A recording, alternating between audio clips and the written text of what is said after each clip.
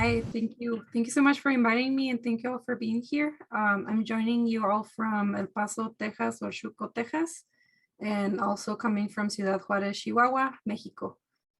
Um, Today I will be going over a little bit of writing, journaling for shadow work. If you're not familiar with it, we're going to become familiarized with it for a bit. And then after that, hopefully you can get a little feel for it and you can implement it in your day-to-day life. Because I have a lot of experience with mental health therapy, a lot of modalities and treatment didn't work for me since I already was familiar with them. And I rotated through therapists since I could never find somebody that was a good fit for me.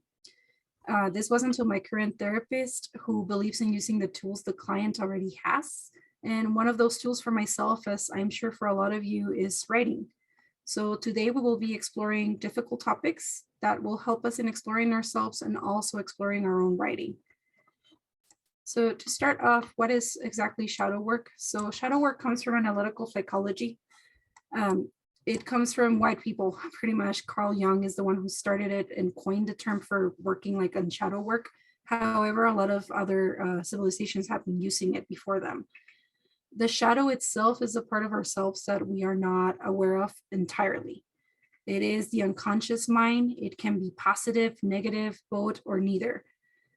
Now, for today, since we're going to be exploring different prompts that are kind of like a basic introduction of shadow work, it's still going to be very personal work that we're going to be doing. And I want to set up some ground rules that need to be set before we begin. So for the ground rules, first one is be open. I fully encourage you to not edit your thoughts. I know as writers, we tend to also play the role of editors and we try to edit what we're thinking, what we're trying to write. So let this flow. Let whatever is it that you're writing flow. Also a reminder to be kind to yourself and to others, since we're going to be writing. And if you're comfortable, we can definitely share what you have been writing as we go through the prompts. And then, of course, be mindful of your own biases and your own privileges as other people are deciding to share. The prompts that we're going to be going over, some gentle reminders, is to show self-compassion, accept that you are human. Remember that we all have a shadow, regardless of like if it's a positive, negative, or both. Don't linger on your thoughts. Sorry, be aware of your thoughts, feelings, and behaviors, but don't linger on them. Let them come and then let them go. Be honest with yourself. And of course, you are more than encouraged to keep track of your progress as you're writing through these. This workshop in particular, this questions, I have implemented it in different ways through, I think it's been already 2 years. And every single time that I give it, I also write for it. And I still get different answers to the prompts that I get. So it's always really fun to compare those. And then what you'll gain for today is some self-awareness, understanding, acceptance, and hopefully some healing. So I'm going to go ahead and start with the prompts now. I'm going to do some prompts for past, present, and future. So we're going to start with the past. This one, I don't know how much time you typically give. I normally give 10 minutes, 5 to 10 minutes. If that's okay, let me know in the chat. So the prompts are for the past. Is there something you're holding on to? Is it time to let it go? And what do you need to do to let it go? So these are the prompts for to start with. Again, I give around 10 minutes. Let me know if we need less or more. Great. I'm gonna share and hopefully somebody jumps in if they want to. If not, feel free to share on the chat and then we'll move to the next prompt. Holding on to my fear of everything, past, present, future, things that have not happened, things that could happen, should have happened, things not existent. And as much as I wish I could let go, as much as I want to release the worry, the shame, and guilt, it holds on to me, tattooed into my heart and veins, pumped into my blood, this self-fulfilled prophecy. Time has worn it down and ink has quieted its blaring warning, transferred it into paper of all the tiny little things without the chance to snowballing into existence. I must keep at it until it is no longer the prominent echo in my head. So the next prompt, we're going to be talking now about the present. So with the present, we want to focus on our now. So what our current values are, if we live in alignment with them, which is, it's allowing us to kind of like self-reflect if we're living how we want to be living. And what can you do to practice your values in your daily life? So what I wrote: I value time well spent. My grandma used to say that time was the most valuable currency at our disposal. The older I get, the more I agree with the feverish wisdom imparted onto me while she was lost in her head. Alzheimer's had taken a lot from my family, you see. I'm grateful for the lucid moments she was with us.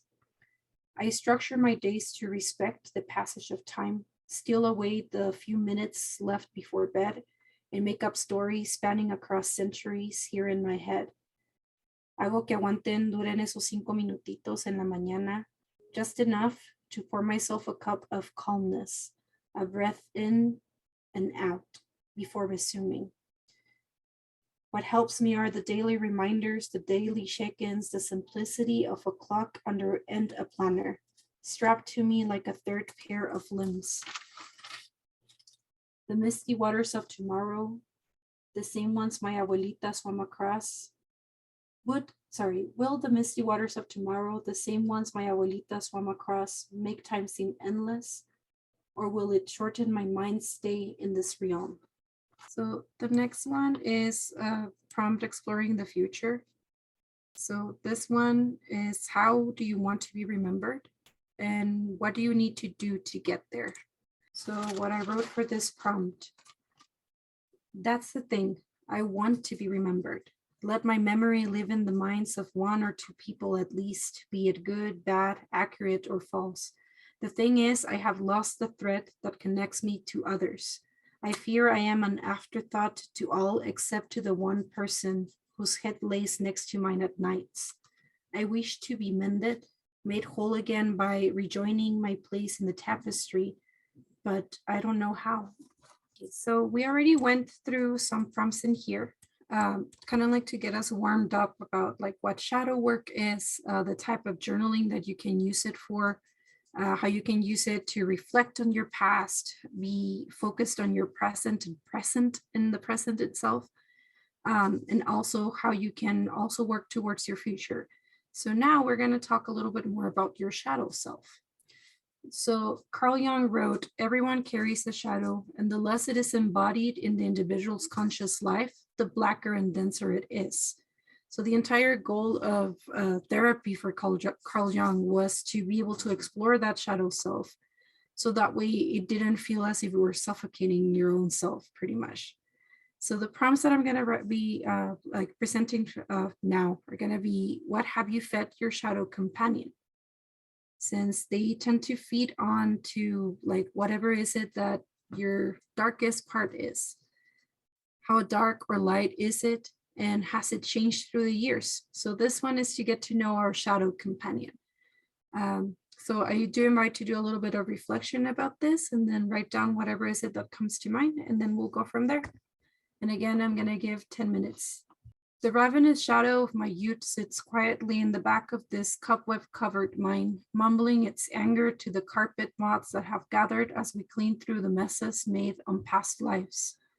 Their words echo through our temple, a mantra of could have, should have, would have, that would know no end.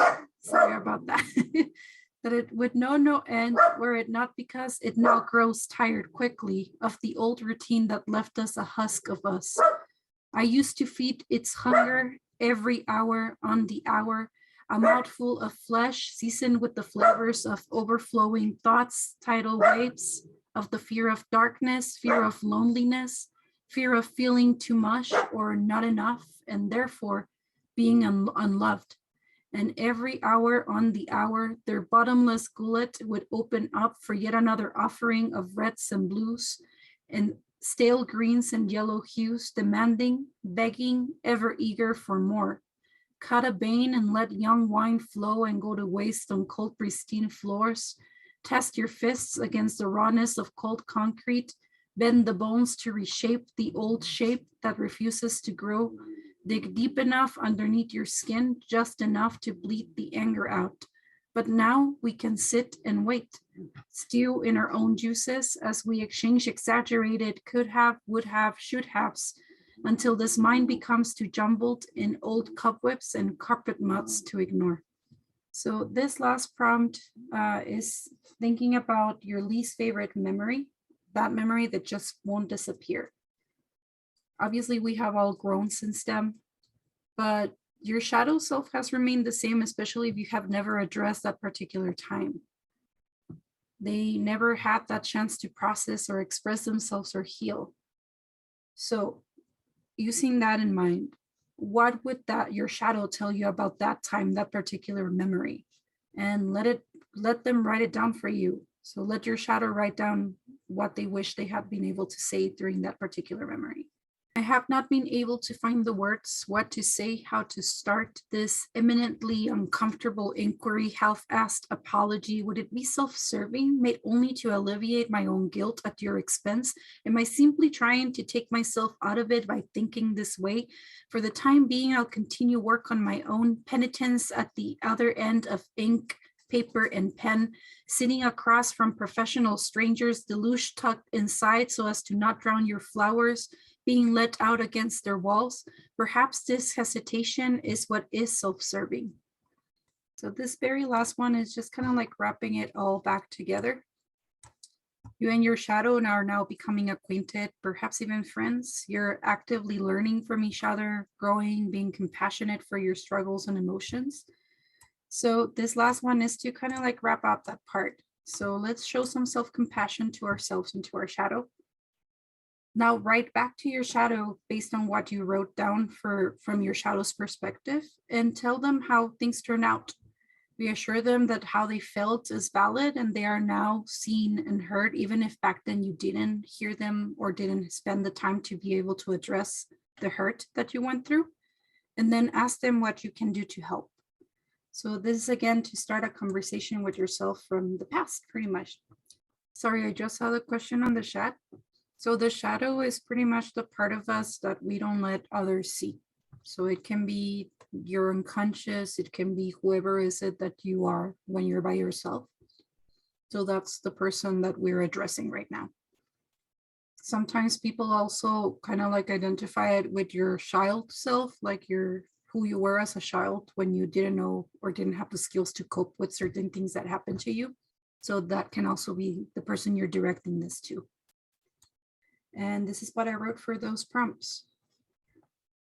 Hey you, the echo of me spoken into light, twisted mirror image of who you are inside. I remember the faint outlines of memories you had hoped to bury here in this cemetery plot of remembrances, underwater grave of regrets, where you had hoped I lay perhaps dormant, perhaps dead. But here I am, barely holding on to what little pieces of me I can, and onto bigger pieces of our memories, and the pain we caused, the pain we received back. Do you remember nails against our skin? I can still feel them, the rusted pins you dug into and out of us, scarred in vivid peaches and blush on your healed flesh and blood, but remained wide open on my skin of shadows. Remember fists banging against the wall? Remember his cries of desperation? I do. You buried it deep 6 feet down underground in gravel, starved soil. Remember his shaking voice, a quiver in his throat, adolescent cry? I do. He held his crumbling childhood together only long enough so you would not fall. Aren't you ashamed? Aren't you afraid? I am. The creeping, freezing waves of guilt and shame have left me stranded under these icy waters of no tomorrows. Could you hold my hand? Drag me out of this earth, away from this cold. Make a space on your makeshift raft so that I may too survive. Don't worry. We'll talk about it once I'm safe. Once we turn to one, heal my wounds and open up your veins. Hey you, I don't blame you. I forgive you. So just a little reminder as we went through this that healing is ongoing. This type of journaling prompts are helpful tools in your mental health tool belt. So it's not to replace therapy, just FYI. It is just simply to help you in trying to explore the areas that you would like to explore further in therapy as well. So it's just a little extra help. Also, if you need any additional help and any mental health, right now I just put the National Alliance of Mental Illness, NAMI. This one is mostly in the US, but I do have links for other mental health organizations across the world. So if any of you ever need to reach, because you don't know where to go to or who to contact, feel free to reach out to me. This is my information. You can find me on Instagram at cadaveres_literarios or on Facebook as Martinez Soto. And I can share any information that I have. If you need anything, I'm always available. With that said, so thank you again so much for coming in.